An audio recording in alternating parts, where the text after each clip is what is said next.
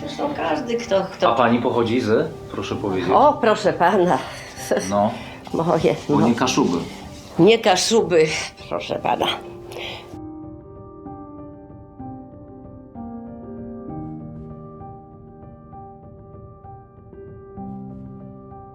Z takich ciekawostek jeszcze ten dziadek, on przywiózł pieniędzy sobie na tyle, że kupił, najpierw on jak stamtąd przyjechał, to kupił kino objazdowe. Wspaniałe. Takiego kintopa. I z tym jeździ po wsi. Po wsiach i pokazywał filmy ludziom. Ludzie się śmiali, ale tam ci jego przyszli teściowie, to nie bardzo byli zadowoleni z tego, bo to taki łazik, co tam chodzi po wsi, głupoty pokazuje. I to sprzedał i kupił maszynę taką dachówczarkę. Sprzęt do robienia dachówki. I tą dachówkę bardzo długo robili tutaj, robili już po wojnie też i w końcu ją komuna zarekwirowała. Co ci wodzowie są w stanie zrobić w takim krótkim czasie? Nie wiem, no przecież ten pomnik, ci pomordowani w Kartuzach, przecież to jest 6 chyba września już i to porozstrzelali. No wzięli, przyszli, przecież to byli też ludzie, którzy tam, tak jakby ich tu wziął teraz Siemirowic z Nowej Ameryki, ze Strzeżewa. I to byli zwyczajni tam wojacy, którym kazali się na wojnę. No przyszli tu i połapali, pozbierali księży, nauczycieli, wszystkich i zaprowadzili do lasu i zastrzeli. Przecież to tak normalny człowiek nie powinien tego być w stanie zrobić nawet, a musieli ich tam jakimś dziadostwem karmić, bo inaczej sobie tego nie wyobrażam zupełnie. W 40, jak ojciec wrócił ze Sztutofu, no to musiał przyjąć 3. grupę. Nie było ratunku, no to wtedy, jak przyjął 3. grupę, no to nas wywieźli, a 2 braci do niemieckiego wojska wzięli. I teściu opowiadał coś takiego, bodajże to był rok 42. Niemcy potrzebowali armatnego mięsa, bo zaangażowali się na frontach w wschodzie, zachodzie i południu, no i brali Polaków. Ten teściu karty niemieckiej nie podpisał, ale stanął przed ogromnym dylematem i chyba 6 czy 8 było takich pracowników leśnych w Parchowie, wezwali tego Arbeitsamtu czy do policji i dali wybór. A trzeba powiedzieć, że teściu miał 5 dzieci. Albo pójdziesz z nami do Wehrmachtu, albo my twoją rodzinę wysyłamy do Potulic, skąd te dzieciaczki nie miały szans na przeżycie, mało kto z nich wracał. Brat mojego teścia, ten Franciszek, jednak nie zdecydował się na pójście do wojska Wehrmachtu. Mówi, on to przeżyje, ale się nie da. Taki typowy zatwardziały Kaszub. I proszę sobie wyobrazić, że wykopał ziemiankę w lesie i prawie 3 lata przeżył w tej ziemiance. Jest niesamowite, bo były problemy z jedzeniem i piciem. A ten wujek wodę miał, bo blisko była rzeka Słupia, którą przepływała. A jego żonę z 2 czy 3 dzieci wzięto do Potulic. I ona wróciła z jednym dzieckiem, ale pozostało się tam, zmarło w Potulicach. No i ten wujek, proszę sobie wyobrazić, do końca wojny przebiedował w tej ziemiance, nie rozpalał ognia w dzień, nawet jak była zima, tylko starał się, żeby było wieczorem, żeby nie było widać dymu. Czasy były straszne i takie bardzo niebezpieczne, że nawet Polaka, no można by coś tam szepnąć, że widział tam coś tego i wujek by zginął. I jak przeżył tą wojnę, to wtedy powiedział do tego mojego teścia, który z Wehrmachtu wrócił mi, Alojs, mój, gdybym ja wiedział, że to, co ja przeżyję, tą tęsknotę, brak wszystkiego, to ja bym był na kolanach, poszedł do tego Wehrmachtu walczyć, a miałbym jedzenie i picie. Czas robi swoje, strasznie się to zmieniło. Tu, gdzie jest ten ogromny dół, tu była ziemianka kryta deskami, nawierzch grubodarnych ziemi. Jedyne wyjście tutaj na rzekę, że wujek mógł korzystać z wody. A teraz upływ czasu zrobił swoje, już 80 lat minęło. Powywiewało, pozarwało, wypłukało, zmienił się klimat, ale została pamięć. Wojsko u nas było niemieckie. W tych czarnych mundurach, te esmani, ciaści to byli nie. Ci tam leżeli w stodole, co by mieli zrobione, też takie prycie w słomie. A w nocy dostali jakiś sygnał, bo u nas jeszcze nie było wtedy prądu, nie, ani telefonu, nic. No, w 1956 roku dostali dopiero prąd na wsi, nie? to wtedy oni się spakowali w nocy i uciekali. Niemcy, nie? A po południu przyjechali już Ruscy. No bo tiło jako tacigo nie było tych tych żołnierzów, tego wsiaścigo, nie? to Ten było front tak. to so dalej toczył, a ty na tych pustkach było spokojno. My się bali. Nas było 10-12 osób w domu, tam w Nowym Wsi mieszkam, nie? My mieli 3 pokoje, ale w jednej była kuchnia, mieli kuchnię, ruski już to był ruski wojsko, nie? Założyli sobie kuchnię, taki kocioł duży. Doczka, chodź nalewać żołnierzom zupę, ja muszę nalewać. Taki dzieciak byłam, muszę nalewać zupę. Karnisze, tak jak oni mieli. A w drugim pokoju mieli takie prycze sobie zrobione i słomy nakładły i koce i tam nie spali. To znaczy, że my mieli 10-12 osób, jeden pokój tylko. I on uciekł też z Niemców z pracy. Moja matka posłała Niemcowi gęś i Niemiec gęś przyszedł i chętnie i mu dał przepustkę, że do domu mógł jechać i on więcej nie przyszedł. I ten uciekł przez granicę, przez front do Rosji, do Rosjanów. I on z Rosjanami przyszedł tu. I on mówi, to nie będzie taka Polska, jak ty myślisz, znaczy, nie? Rusek już jest, to oni 10 kilometrów mieli iść precz Niemcy, to oni prędko, ale nam nic nie zrobili. Jo. No a rano już Rusek wyszedł. Jo, ale wtedy ja już miałam 12 lat. Jo, wtedy te dziewczyny się ukrywały podobnie przed Ruskami, te moje siostry. A ja nie, bo ja miałam 12 lat, ale wtedy Rusek, ale Niemcy nam nic nie zrobili. O tacie, no to właśnie jak Rosjanie wkroczyli, no to te wszystkie młode dziewczyny, młode kobiety były właśnie tak, no i... Sponiewierane też. Tak, tak. I właśnie... Bo dziadek, dziadek w 39. ojca szedł na wojnę w 39. No a tata się urodził w 45, nie? Tak, tak. No, także No to już... po przejściu frontu radzieckiego, Tak. nie? To No. tak. Także, a to wiem, no bo też my jako dzieci też to odczuliśmy, no bo też dzieciaki potrafią w szkole też dokuczyć. No. I na początku jak myśmy tam byli 8-10 lat, to skąd byśmy mieli wiedzieć co, skąd Tak. i czemu na nas wołają tak, a nie inaczej. Tam, No, nie? bo właśnie na No. tatę to wołali Rysk, nie? No bo to po przejściu radzieckiego frontu to takie Czyli on był dzieckiem, rozumiem, okej. pozostawiony Tak, na tak. wojnie, tak. I też na pewno on nie miał łatwo jako on dziecko, no my to po głosie No. zbieraliśmy. Nie?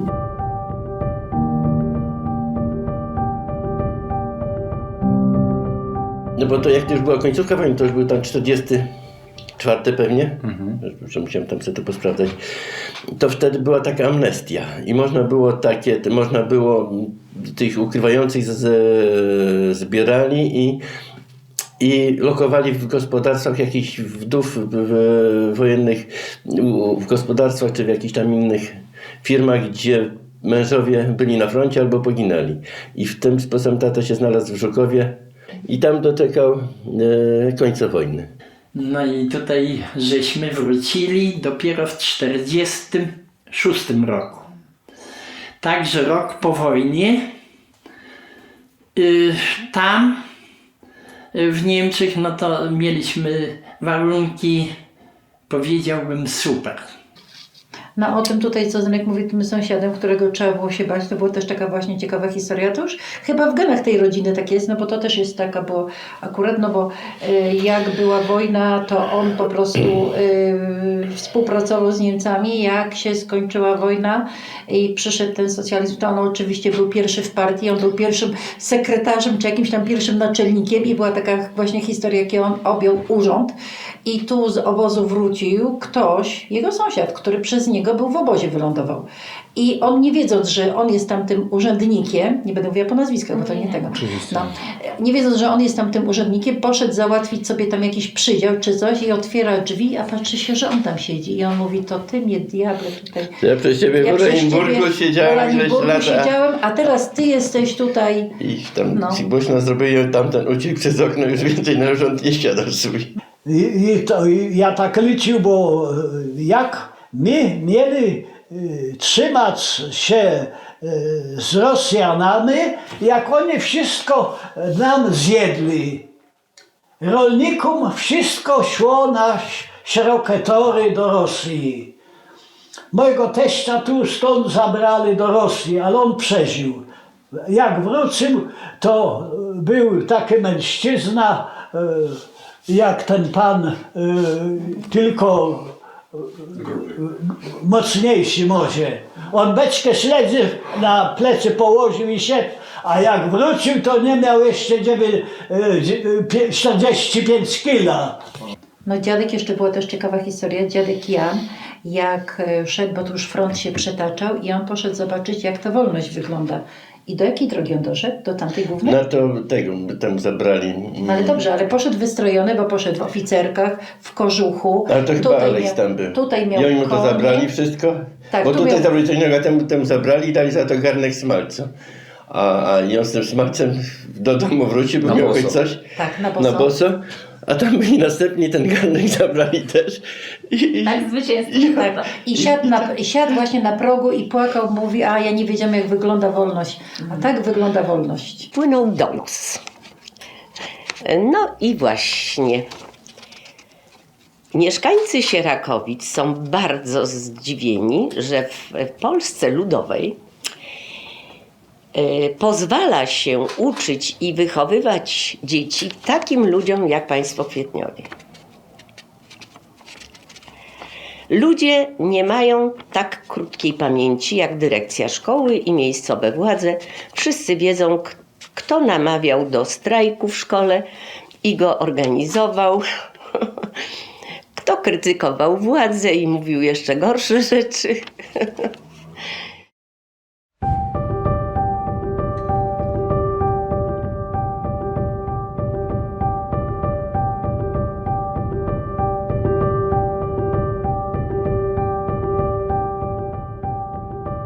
Kaszuby to jest taki specyficzny naród, u których się trzeba kupić, to znaczy poznać. Widać właśnie, jak ludzie często mówią, Kosieby to nie są dobre ledze. Tak dużo było słychać kiedyś jeszcze, znaczy się tam 30 lat do tyłu. Nie wiem, jak jest teraz. Chyba zazdroszczą czegoś wam, a czego mogą wam zazdrościć? Zazdroszczą pracowitości, nie? Bo tu są ludzie pracowici. No, tej uprawnej ziemi było mało, bo mama zawsze wspomina, oni na zarobek całe lato, jak w domu trochę obrobili, to jeździli na zarobek do Niemców. No, na szparagi, tam pod Oliwę, pod Sopot, tam takie różne rzeczy, na wykopki. Był taki Labuda, to on zbierał tą młodzież stąd, jeździł tam z tą grupą, on za każdą osobę dostawał pieniądze, że przywiózł do pracy i on to załatwiał, gdzie oni tam jechali. No. Bo rodziny były duże, a z czego oni mieli wyżyć? To oni tam na zarobek jeździli. No te zbiory to było też takie, No. te żytka to jest, teraz to jest, jak zboże to jest moment, a tak to pamiętam, to było za żytko, to uciekało spod kosy. No. Każdy, kto był skądś, a nie był kaszubą, to był własny Antek i to tak się mówiło. A oni tam, nie wiem, to była bieda maksymalna. Tacy biedacy do potęgi i oni najpierw tam przychodzili, żeby im chleba dać, jakie stare buty czy cokolwiek, a później jak się dobne jedni, no to wtedy tam zaczęli głowę trochę To podnosić. się zrobili głośni, bezczelni I te pozajmowali urzędy to raczej oni tam zajmowali, ale to już była ta polityka odgórna znowuż. Wszyscy ludzie tak traktowali nas trochę inaczej jak swoich. Jak wiecie, na nas mówiono Antki, a później to nawet bose Antki. Więc owszem, przyglądano nas, krytykowano, czasem obmawiano, czasem, różnie to było. I chyba mężczyźni byli gorsi jak kobiety. A może kobiety były bardziej dyskretne. Może mężczyźni to widziałaś taki lekceważący z góry na dół wzrok. A może mi się tylko wydawało. Nie wiem. Na początku było kłopot, trudno przyjmowali. To są tacy specyficzni ludzie. Odczułam to do tej pory, chociaż może już teraz aż tak nie, ale naprawdę było nieciekawie. bo na przykład rodzina przyszła do teściowej, to oni po polsku nie rozmawiali, po kaszubsku, i śmiali się, ja nie wiedziałam, czy się ze mnie śmieją, czy z czego się śmieją. Było trudno, bo człowiek nie znał tego języka, nie rozumiał, a oni to nie zwracali na to uwagę, rozmawiali po swojemu. Pani pracuje na Kaszubach? Tak, ja pracuję na Kaszubach. Kaszubi to jest taki naród, to jest, w ogóle byli uważani za kogoś fałszywego, zdradzieckiego, paskudnego i tak dalej. I to się spotkałam z tym kilka razy. Ja takiego czegoś nie odczułam. Ja mówię, są wszędzie ludzie właściwie tacy sami. Są i dobrzy, że do rany przyłóż, i źli, i tacy, którzy my uważamy, że są źli, a są inni i tak dalej. Jak można nazywać tych ludzi bosymi Antkami? Jeżeli ty nie znasz historii, to nie mów tego. A wieczorami to przychodzili chłopi i grali w karty. A kobiety, które były z tymi chłopami, to przychodziły z nimi i one robiły na drutach w jednym końcu. Jeszcze prądu nie było. Tutaj najwięcej się grało w baszkę. Przed wojną też? Przed wojną ja nie wiem, w co grywali. Najwięcej w baszkę się grywało. W skata tu grywali, ale mało. Ja bym w skata jeszcze zagrał, ale nie ma takiego, kto by tutaj zagrał. Nie ma, z tych młodych nie ma nikogo. A brydża tej gry ja nie znam innej. No właśnie. Mój dziadek i tata zażywali tobakę. Taką ławę zawsze sobie wystawili, tą denicę, nie wiem jak to się po polsku mówi, i tobacznik. I ja zawsze do sklepu chodziłam, kupiłam tą skrętkę śląską, potem jeszcze taci prymci i wtedy oni to kręcili tam w tym i tak naprzeciw siebie na tej ławie siedzieli i smakowali tą tabakę, zażywali.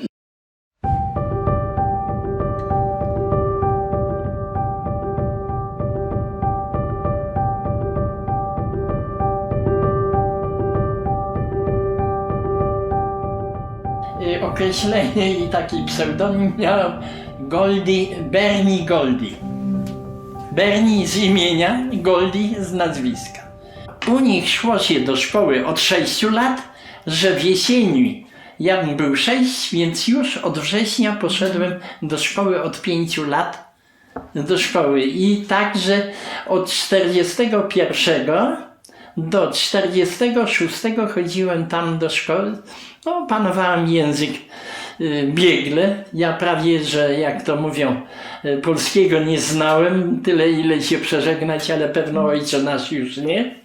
Do szkoły, no myśmy musieli wszyscy się zgłaszać. No ale słowa po niemiecku człowiek nie umiał. No ale jak myśmy przyszli do szkoły, to myśmy musieli od razu powiedzieć Heil Hitler. I zawsze na początku, jak ktoś zaczął mówić po kaszubsku, a pani mnie rozumie? No potem już mówiłam, rozumiem pana, na pewno czytam pani, a pani mnie rozumie? A pani, zawsze to pytanie było, długo było zawsze to pytanie. No i wtedy czasem miałam wpadki takie przy wizytacji. Bo na przykład dzieci mi mówią, że skowronek jest drzewem iglastym. Ja myślę, skowronek to ja wiem, że to jest ptak, ale co to ma wspólnego z drzewem iglastym, nie? I teraz no konsternacja, co mam powiedzieć? Tak czy nie? Nie wiem, co to jest, czy z początku tego, a potem ja sobie myślałam, kto mi głowę urwie, jak ja prawdę powiem, nie? Mówię, dziecko, ja nie jestem z tego terenu, to już pewnie wiesz. I ten wyraz mnie zaskoczył. Weź mi powiedz, jak wygląda taki skowronek, nie? Dzieci. No i on mówi, to jest wysokie, ma igłę, aha, to jest drzewo, no to jest w porządku. Bo tutaj dzieci niektóre tak po kaszubsku mówiły bardziej, a nie po polsku, ciężko im było, a ja mówiłam dobrze po polsku, nie? No to ja się czułam taka trochę lepsza, bo jak ja tu przyszłam, to ja miałam 3 i 4, a tu od razu 5, nie? Ale przystopowali mnie. Ja chodziłam, bo oni nam chcieli łąkę wziąć. A ja sobie nie dałam. A ja nie miałam klasy, to ja do Lysych Jam chodziłam, nie? A wtedy ona mnie posłała do tablicy. A ja mówię, że ja nie umiem. Ja pani po niemiecku powiem, co tam co jest. To ona nie mówiła, no to trzeba do szkoły iść. Ja mówię, tak jak ja. Że jeszcze jest taka ciekawostka, że babcia uczyła dziadka polskiego, a później i były takie sytuacje, kiedy babcia pisała list do swojej siostry, która była w zakonie, to za każdym razem musiał ten list przejść przez taką weryfikację dziadka i dziadek wtedy sprawdzał i czytał. Bo uczeń przerósł mistrza. I okazało się, że babcia bardzo dużo błędów robiła i kiedy dziadek zaczął jej tam dokuczać i mówił, że znowu z tymi błędami ona cię nie zrozumie, a babcia odpowiadała, że Julka mnie na pewno zrozumie, bo to jest... My się zrozumiemy. No oczywiście to było w języku kaszubskim, oni ze sobą tak rozmawiali. Dopiero mając 18 lat zaczęłam pracę w Klukach. W sklepie pracowałam. No i wtedy poznałam tych Słowińców. Mówili oni językiem niemieckim. Z polskim tam tak słabo wymawiali. Chodzili czasem do ojca sąsiedzi, tacy dalsi, bliżsi. A jak to dzieci siedzieli i słuchali. Jak oni zauważyli, że my słuchali, zaczęli mówić po niemiecku. I klaps. I nic nie wiemy wtedy. Niemcy tu przed oknem stali. Tak my mieszkali, chodniki, zaraz myśmy mieszkali. To ona już tak uważała, żeby myśmy po polsku nie mówili, tylko po tym niemiecku. Ona nas poprawiała, wszystko. I myśmy musieli się po niemiecku w 5 latach nauczyć perfekt. Także ja po prostu zapomniałam całkowicie mówić wnet po polsku. Tak my musieliśmy mówić po niemiecku. Ale tu jedna kobieta się znalazła, obeszła tak naokoło, my podpisali, co my chcieli chętnie się uczyć polskiego. No i ona nas uczyła. No i wtedy ja znałam 7. klasę w Kartuzach. Po 45 latach mieszkania na Kaszubach, to ten język się bardzo dokładnie zna. To znaczy, ale używać go nie używam, tylko po prostu słyszę wszystko, rozumiem, ale nie staram się używać, po prostu ten język jest dla mnie taki nie do końca. Żebym to wymawiała, mam kaleczyć, mówić niepoprawnie, to lepiej wcale nie mówię. No i miałam wracać do Gdańska autobusem. Przyszłam na przystanek, usiadłam. Siedzą koło mnie, rozmawiają, ja nic nie wiem, nic zupełnie. Myślę sobie, matko moja, no to jak my tu będziemy żyć, no. Przyjeżdżam, mówię do męża, mówię, słuchaj, no wszystko cudownie, ale przecież my się tam nie dogadamy, bo przecież nic nie rozumiemy. No, i każdy kawałek pola miał swoją nazwę. Pod Citowściem, pod Wejntum, pod Łeznikiem, Kolkeciurów, pod Wejnto. Każdy kawałek pola miał swoją nazwę, nie? To serca? Tak, to co prosto z serca, to właśnie to było w tym języku takim z serca. A znowu tato nie musiał nic mówić. Jeżeli mama powiedziała, że tata mówił, że ma być tak, no to wiadomo było, że tak i koniec.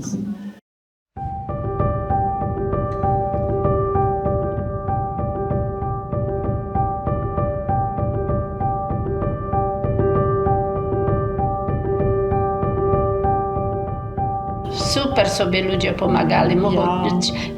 Ty pamiętasz też zresztą. Ale jeden do drugiego.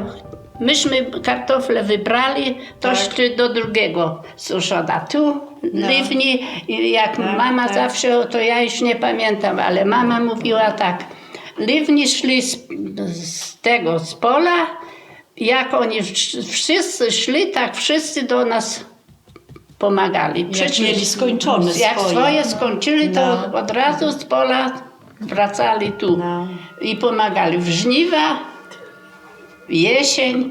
Dzisiaj by kto szedł. To się żyło tak, jak to się mówi, taka wspólnota była. Jeden drugiemu pomagał. To była taka wspólna. Dzisiaj ja pracowałem u tobie, pomagałem, jutro ty u mnie.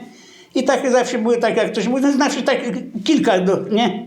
Bo nie, żeby wszyscy po całej wsi, ale tak to... Pomagali. Sąsiedzi przede tak, zawsze ten, kto miał konie, robi tam ziemię, oprawia, ten, co nie miał, ten z noworęczną robotę to odrabiał, bo to nie robiło się wtedy za pieniądze, to tylko jak to się mówi, jeden drugiemu na zaś.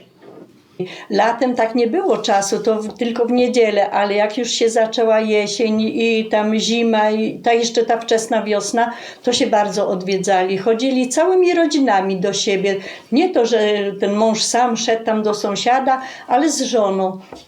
Żona brała sobie tam ten kłębek z wełną, robiła na drutach, a ci mężowie opowiadali. Dzieci ze sobą brali, to dzieci się tam wspólnie bawili. Słuchajcie, ci starsi ludzie się spotykali. Przychodzili tutaj, przyszło jedno i przez okno wygląda, idę na Jaśniejce, a przyjdę na Dzesy, przyjdę. I słuchajcie, i się siedziało i oni opowiadali, i może ja od teściowej dużo rzeczy wiem, bo ja po prostu po tej kuchni kręciłam się. Ta kuchnia to było takie spotkanie w ogóle, gdzie się siedziało, gadało, ktoś tam robił, ktoś tam opowiadał i Ludzie byli zależni trochę jeden od drugiego, a teraz tak każdy ma możliwość mieć w nosie i tego z prawej, i z lewej, i tego, który jest tam... co to jest? Erbos po butelki. Co to Ja jest? się sama też No. Ja myślałam, że jakieś wojsko. No i też jak patrzę zielony. Jechali, usłyszeli. Zenek, fuzję szykuj do nas. Bo jak myśmy tam w Nowej Wsi mieszkali, to z mamą, z tatą rozmawiałam po kaszubsku, a na podwórku no tam była mieszanina wszystkich narodowości, bo tam było i z Ukrainy, i Kaszubów, i Polaków, no z różnych stron, bo to były ziemie takie odzyskane, to tam było dużo różnych ludzi. Jako dzieci myśmy tam nie mieli z tym problemów, że to było z tego końca świata, ten z tego, nie tam z tego końca Polski. Myśmy się razem bawili. My akurat jechali, to takie był Szczałkowski, a on miał żonę Niemkę. I oni tą krowę wzięli i uciekali z tą krową tam do siebie, nie?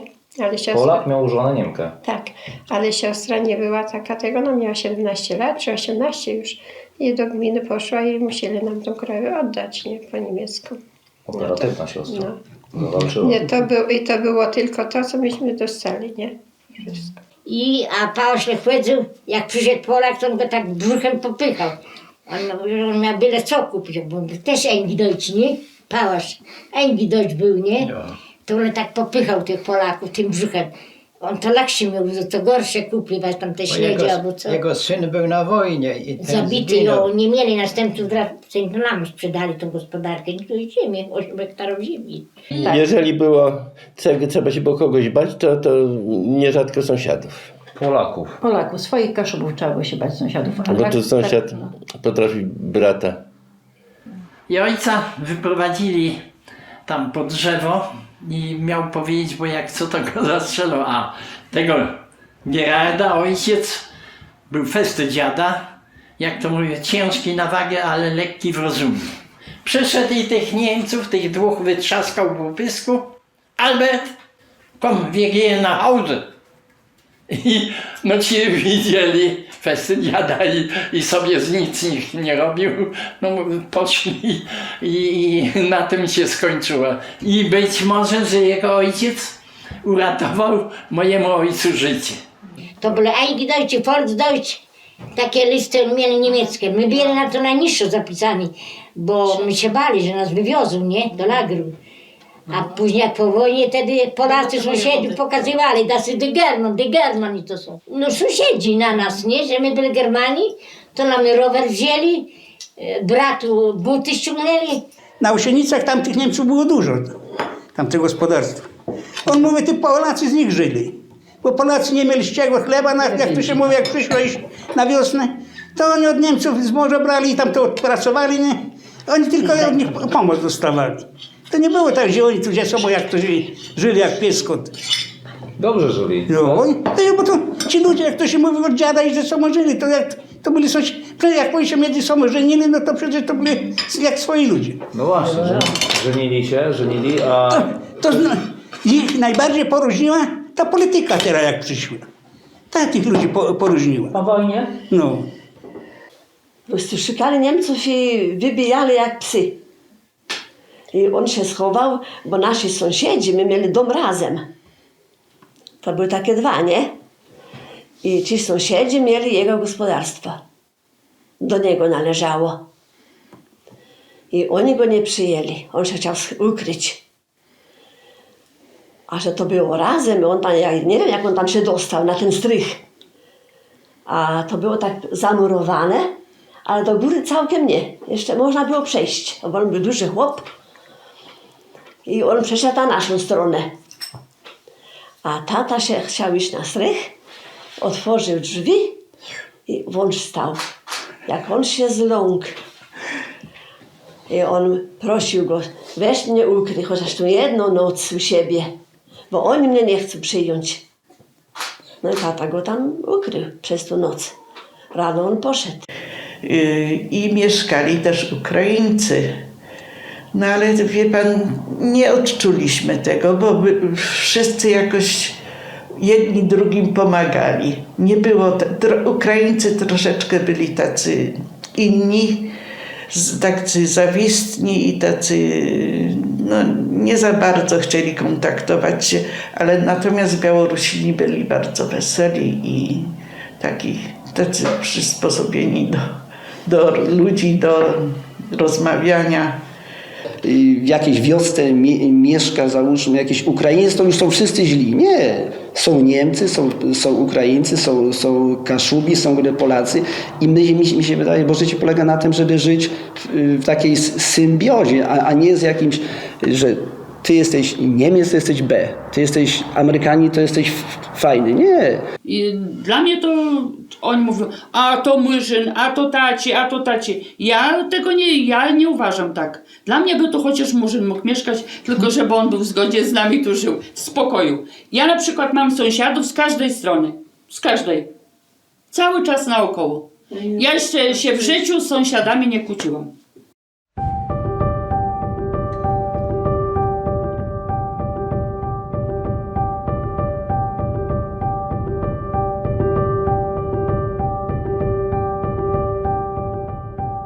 Kurczę, że ci starsi mężczyźni z tej wioski, z tych Msiszewic mówili, kurczę, wojna się zaczęła, ty wiesz, jacy Niemcy są niedobrzy? Odcinają piersi kobietom, zabijają, ucinają głowy, nie? Mój brat na przykład bardzo nie lubi Niemców, bo babcia tu nieraz mówi, o fajny kraj tego, a on mówi, ja tych diabłów nie lubi. Z czego to wynika, że nie lubi? Chyba dlatego, że właśnie oni mordowali ludzi i tak dalej. Ja na przykład nigdy nie byłam w Niemczech, ani nie mam ochoty jechać. Po prostu, nie wiem, za to, że oni, bo jak filmy się oglądało, nie? Ja pamiętam kiedyś, jak oni tych Żydów mordowali, takie filmy, ja nieraz całą noc nie spałam, jak ja to obejrzałam. Przecież to jest nieludzkie. A tatę w 1939 wzięli do tak zwanej obrony cywilnej i w Babich Dołach, jak Niemcy tam zajęli wszystko, to tatę wzięli najpierw do takiego obozu, a potem też jako takiego jeńca do tych robót u gospodarzy. I tam on był raz u jednych, raz u drugich, chyba u 3 tych gospodarzy. I zawsze wspominał, że niektórzy byli dobrzy, a niektórzy bardzo źli. Jak była taka przyszła bida, to tata się ojca mojego ukrywali Niemcy w Lemborku i on się tam przez 1,5 roku chyba ukrywał u Niemca, który się Sztam nazywa, był Cieślą, ten go wykształcił na cieśle też i dał dokument, jak wyjeżdżał za Odrę, że ten taki tutaj był i się uczył i zapowiada się, czy jest, można go uznać za fachowca w ciesielstwie. Do czasu dojścia Hitlera do władzy w 1933 roku między tymi ludźmi nie było żadnej wrogości. Pomagali sobie nawzajem, różne tam usługi, chociaż powiedzieć trzeba tak, że Niemcy, którzy tutaj zamieszkiwali, to byli ludzie, którzy byli dobrze tak jakby sytuowani. Mieli folwarki, młyn, taki miał pan Wunsz, ale prawdopodobnie był dobrym człowiekiem. Tak jak młyn czy Małż miał tutaj pan Knoll się nazywa, pewnie przez 2L. I oni byli bardzo tacy przyjaźni, gościnni. Dopiero po dojściu Hitlera do władzy zobaczyli, że te relacje się zmieniały. Takie, może nie aż takie mocno wrogie, ale inne były. Ale to było tak odczuć, jak wojna się kończyła, że większość Niemców tutaj chciałaby zostać i Polacy ich tak szanowali, Mówili, zostańcie, my pomożemy wam. Powiemy Rosjanom, że byliście dobrymi ludźmi, nie szkodziliście, ale mimo wszystko to przeważnie wszyscy wyjechali na zachód. A tu jeden Niemiec coś mieszka, ale był dobry, bo raz on tak był taki dobry, że on powiedział, kiedy oni chcieli nas wywieźć nie do Sztutowa. Leo, mój tata był Leo, nie? Leo, du hast, mamy za mało ziemniaków, on zaglądał w tę piwnicę, nie? Ty masz taką rodzinę, mówi, tyle kinder, ty musisz mieć, dostać jeszcze. Jeszcze nam dali przydział potem, a z początku to nam zabierali. I kury, jajka i wszystko, nie? No mama, nie pamiętaj tych rzeczy. Niemcy byli bardzo paskudne, oni źle robili. Bardzo paskudne, oni byli ryscy faktycznie, ale Niemcy też byli paskudne. No zależy, ale a jeba też, bo jeba przez arbajca, przez tacy do roboty. No jo. A jeś była taki młody, to nie miał zole, jeba za Toryniem. No Miasto Gniewkowo się nazywało. No jo. Ja po Powiedz, niemiecku mama, Argenau, to je nigdy nie zabycia. Jo, ale je nie narzeka, je miał bardzo dobrze. Naprawdę. No jo.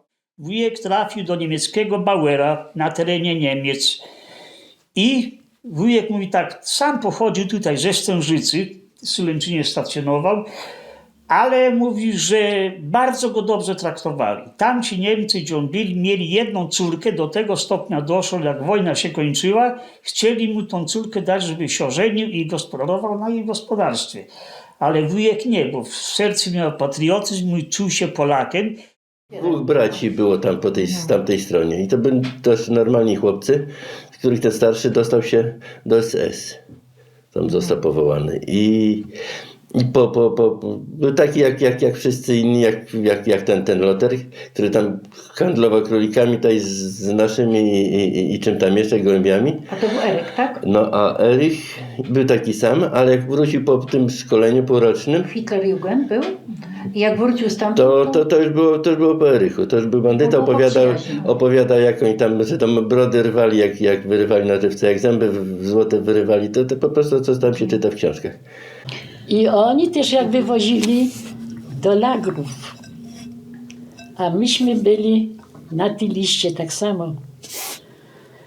Oj, to było straszne. To nie do opowiedzenia zawsze mówię, bo myśmy mieli być najstarsze dziecko albo najmłodsze. Całe rodziny musiały przyjść na rynek i tam oni wybierali do zabicia. Sąsiadzie nas osmarowali, że my z partyzantami przebywali. A was kiedy do łagru wzięli? I kogo wzięli? I skąd Ja wzięli? się potwierdzali. Ja mówię, ja skończyłam 7 kwietnia, 9 lat, a 5 maja my byliśmy zabrane. Który to był rok? 44. Tak. I tu, gdzie kapliczka jest, tam był samochód duży, z takim cełtem obciągnięty, jakby świnie nas, proszę świnie włożysz, to przyczepkę i teraz siedźcie, nie? No i my byli do Kartuz przywiozli, w Kartuzach na dworcu kolejowym w Pewnicy my zostali. Wszyscy całą noc, a rano wcześnie pociągiem. A co byście tam jedli, mamo, powiedz? A jedli, to ja powiem, to ja mało jadłam. Jak dało w piątek dorsza ze ziemniakami, to ja obiad zjadłam. Bóg, groch ja też lubiła jeść. Ale były ziemniaki ugotowane, jeszcze silne i pokrzywy do tego zagęśnienia i to my mieli jeść jak psy, jak świnie. To ja nie jadłam. Ale wiesz co ja powiedziałam w aptece? Ale to już parę lat. On mówi, pani idzie w kolejkach. A ja mówię, ty pan też wrak, że był. A żar pokrzywy jak my świnie. To wiecie o tym, co było w tych kołodziejach, nie? No i tam spotykali się niby z tego, jak to teraz słyszę, że to gryfowcy. Gryfowcy Ci tam tego i mieli muzykę jakąś, no i sąsiedzi ich tam zgłosili i obstawili, ze Sulęczyna przyszli, obstawili i pozabijali paru uciekło, paru złapali, nie? No i wtedy rodzinę wywieźli do Sztutowa. Bo cała wioska wtedy to... Mamę, tatę i mama była najstarsza Ojca i matkę wzięli, wszystkich trzech z tej roboty, tam gdzie była, u tego gospodarza pracowała, zajechali i wzięli. To już było pod koniec, nie wiem dokładnie który rok, to był, nie wiem czy maj, to był 4, chyba w styczniu, aż ich wyprowadzali, była na samym końcu parę miesięcy, nie wiem czy pół roku to było, jak wyprowadzali Sztutów, wtedy ona szła razem w tym marszu i tam zginął ojciec, nie? Nie pamiętam tylko tyle, jak Niemc wyszedł, ale nie mogę tylko powiedzieć tak, że Niemc miał kulturę, a jak przyszedł Rusek, to był kawał diabła, tak mówiąc. Kradł, gwałcił i zabijał. Tak. A jak Ruskie przyszli, to byli w tej starej chałupie całą noc. Gęsi przyniosli, oparzyli, usmażyli i wpieprzali. Bardzo życzliwie odnosiły się do nich żony tych NKWD-istów. Bo przypadek mojej mamy, kiedy przyjechali tam, bo najpierw jechali pociągiem przecież tyle tysięcy kilometrów, potem wysadzili ich prawdopodobnie w tym Omsku, to tak nie kojarzyli nazwy. I później jeszcze około 50 kilometrów saniami przez las. Mama się przeziębiła bardzo i jak tam przyjechali już na to miejsce, no to bardzo zachorowała mocno, także wydawało się, że nie przeżyje tego. I te Rosjanki wyleczyły moją mamę. Mama właśnie, tak jak matka mówi, to źle się wypowiada o Rosjan, że załóżmy gwałcili po prostu Niemiec, jeśli wiedział, że tam po prostu nawet matka opowiadała, jeśli były te tereny wyzwalane, to nawet pisano na drzwiach, że panuje tyfus, żeby bronić te dzieci, żeby nie gwałcili. A mówi, że Niemiec by tego nie zrobił, żeby był bardziej kulturalny, ale to są tylko ich tam po prostu zwierzenia, nie? Także po prostu ja miałem taki obraz jako dziecko, że Niemiec nawet jeśli nas praktycznie tam mieli pretensje do nich dużo, że jednak te obozy, że musieli cierpieć takich w sumie, nie? Tylko oni po prostu nie mogli zrozumieć tego, że ten naród, który wyzwalał, był taki okrutny, też był dla nich. Mężowie tych Niemek byli na wojnie, a te Niemki biedne z dziećmi pozostawały i naprawdę przeżyły tragedię wobec tych Rosjan, nie? Oni nie mieli żadnych skrupułów wobec tych Niemek. Ale i w ogóle dla Polaków oni byli paskudni. Też nic nie można było się ruszyć, bo co mu się nie spodobało, to by wciągnął tą pepeszę swoją i strzelał. Teść mój był tu szewcem w kamienicy, ten zrobił takie długie buty, miał robione siostrze i bratu. Ja brat miał 19 lat, a siostra 17. I on przyszedł, dawaj sapogi, ruski, nie? Wojsko jak przyszło, nie? Front. Przyszło do Nowej Wsi, dawaj sapogi, a brat mówi, nie, to są moje. Miał robione na nie, a ten karabin przytrzymał, dawać czy nie? Dawaj sapogi, dawaj. A mama weszła, mówi, daj mu to, on miał szmatami nogi owinięte, ruskie wojsko, nie? Takimi pieluchami. Onuce, tak ci to ruce, ale takie filcowe skorznie oni mieli, a oni tak w tym chodzili, na froncie oni byli.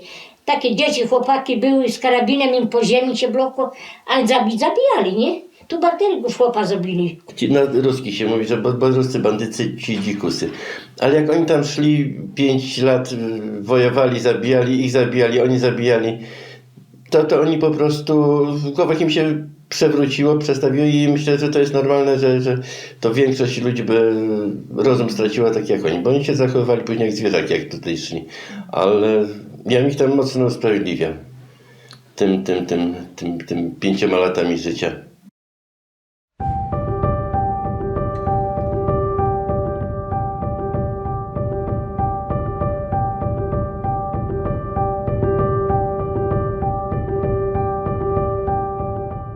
I nie mogli wrócić, dopiero w 1947 wrócili, nie? Bo też była taka sytuacja tu niepewna w kraju, także on raczej bardziej wrócił, nie tutaj, może nawet się z tym liczył, że może być tutaj źle przyjęty, ale tu jednak dla kobiety wrócił. Wrócił dla mamy, nie? mogli wyjechać do tej Kanady, a dzieci mogli też ściągnąć. No ale mówi, to człowiek tak nie myśli od razu, nie? Bo na pewno lepiej by im było, gdyby wyjechali do Kanady, niż wrócić do Polski. I nie, także byli tam jakiś czas w Anglii, mieszkali, ale potem wrócili do kraju, do swoich rodzin. I dużo osób wróciło, a on po prostu, nie wiem, czy te przeżycia, które w tych obozach jenieckich, on mówił, że on tam strasznie dużo jak gdyby takiego zła, czy takiego, no jak to powiedzieć, takich przeżyć, bały się po prostu wrócić, bały się Rosjan, bały się Sowietów, nie? Bały się tej władzy tutaj. Za to, że był strażakiem i niemiecki mundur strażacki u niego znaleźli i wywieźli na Sybir. Bo choć polskie nazwisko, a tutaj po sąsiedzku znowu sąsiad się ukrywał całą wojnę i dlatego, że nazywał się Steinke, niemieckie nazwisko, germańska familia, i na Sybir wywieźli, ale miał szczęście, bo wrócił. No tutaj prawie ze Syberii to ci Kowalewski, było kilku wywiezionych, to wszyscy mieli szczęście, że wrócili, nie? To były tereny poniemieckie. Kluki to był taki zakątek, że uznawali ich za Słowińców, ale oni długi czas obcowali z tymi Niemcami, także językiem niemieckim mówili, znajomych mieli, też byli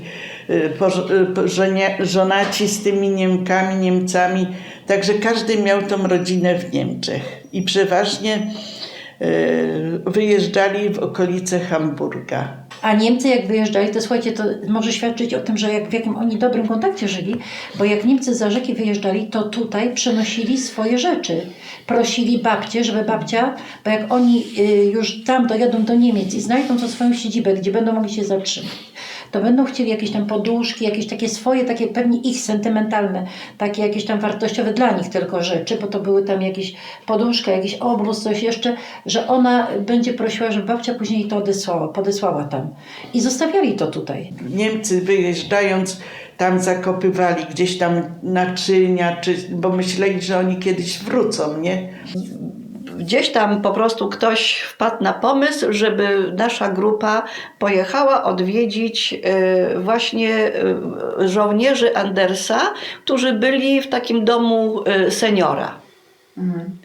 Słuchajcie, jak ja to przeżyłam, to po prostu jest nie do opisania, bo ja po prostu się poczułam fantastycznie, bo to mieszkały i rodziny, były znaczy się małżeństwa i byli też osoby samotne. Jak myśmy tam przyjechali, dla nich myśmy byli Polacy, nie?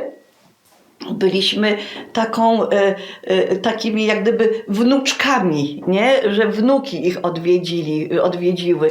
Ja tak sobie myślę, kurde, ojciec tam walczył, chodził po tych fiordach, a teraz jego wnuczka mieszka tam w Norwegii. Ja mówię, jak to koło się zatacza, kurde, bo ten tam niby był na tej ziemi, nie? Dziadek był na tej ziemi, a jego wnuczka teraz tam mieszka na tej ziemi.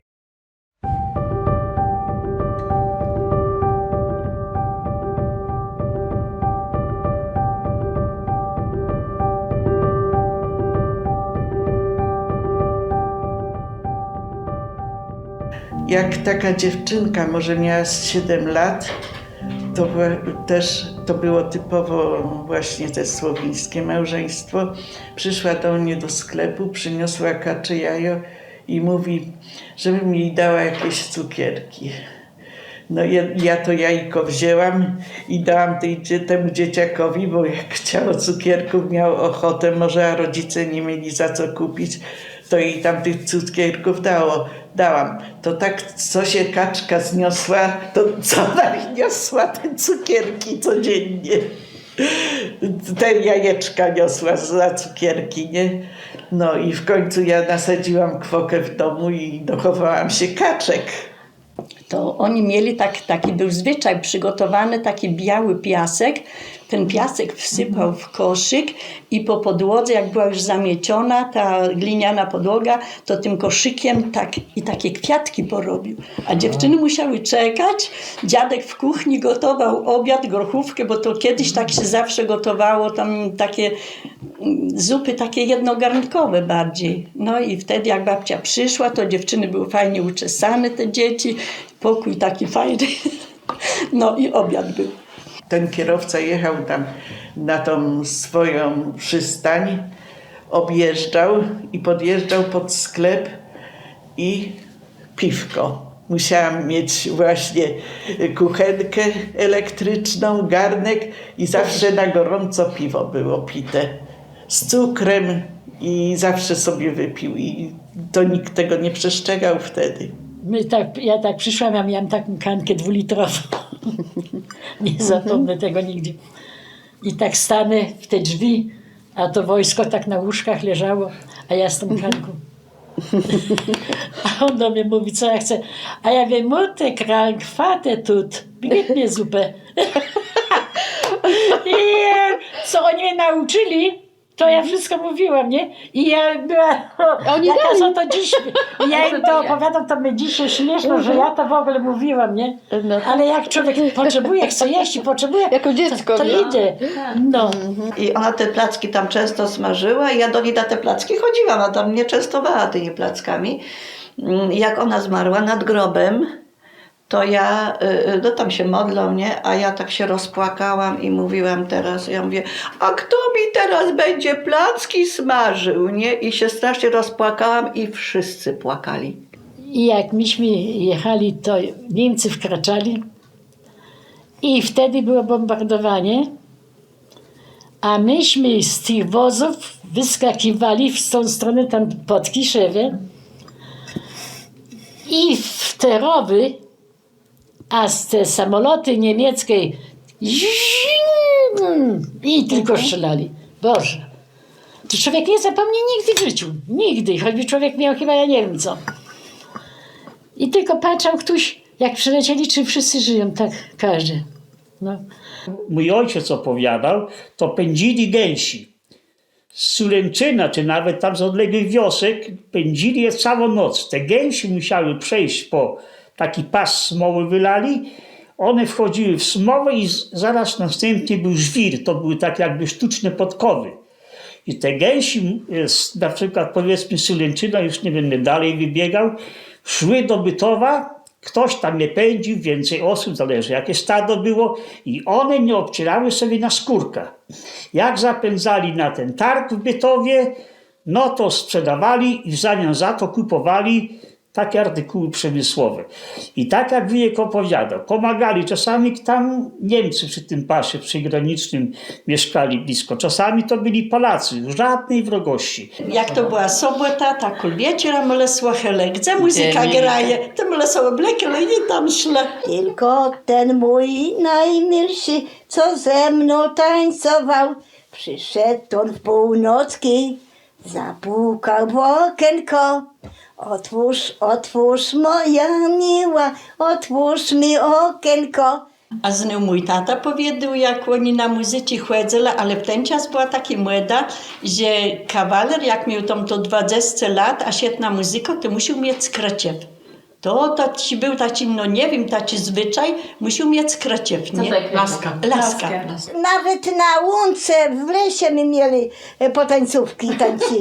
I teraz jedny tam tysi zaczęli sobić i teraz ten młody knyp taki był, tam może 16 lat, a oni są tam zaczęli bić, on taki z rąką, kiedy mama, co ja mam robić? Jeś bity nie mam, rąki były krwawe, a on kiedy mama, co im robić? Jeś bity nie mam.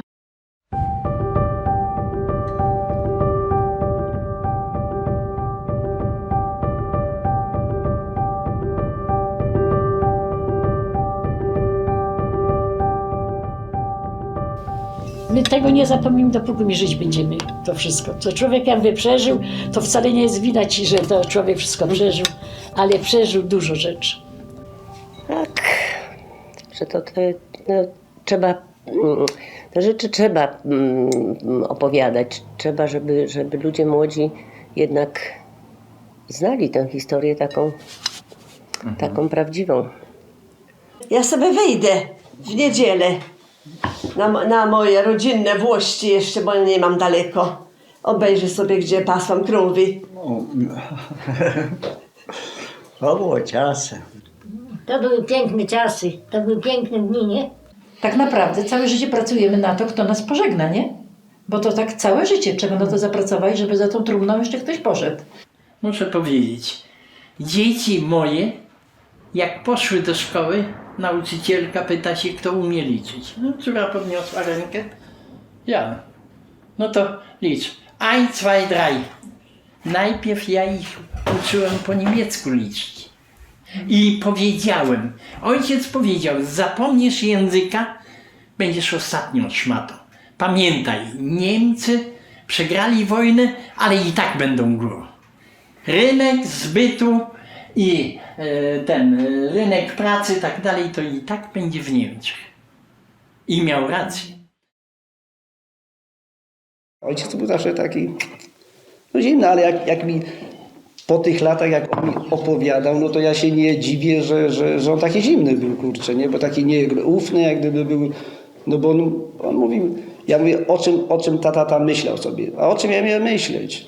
O czym ja miałem myśleć? Ja tylko myślałem, żeby przeżyć, kurczę, nie? To były naprawdę ciężkie czasy.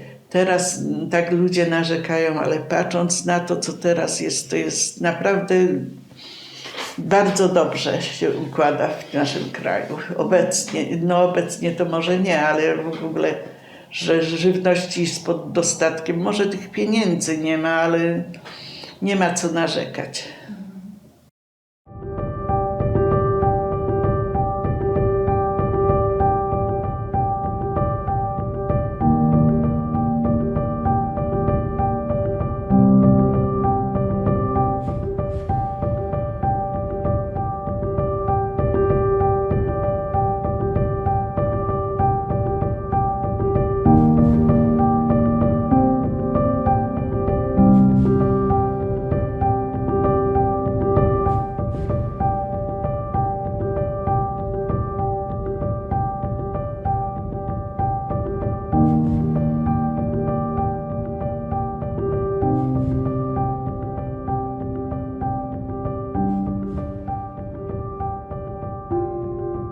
Właścicielka pewnego pensjonatu mówi, wy jesteście z Gdańska? Nie, z koło Gdańska, tam niedaleko Gdańska. Ona mówi, o Jezu, Kaszubi przyjechali. Ja myślę, no Matko Święta, ja myślę, rogi mamy czy co? O Jezu, ona tak rozpaczała, Kaszubi będą u niej nocować.